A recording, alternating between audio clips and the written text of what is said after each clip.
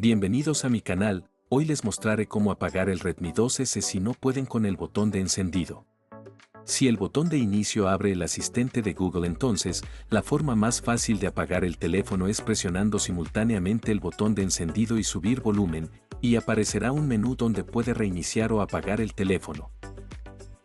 Para cambiar la función del botón de encendido, ingrese al menú de configuración y vaya a ajustes adicionales y presione accesos directos por gestos.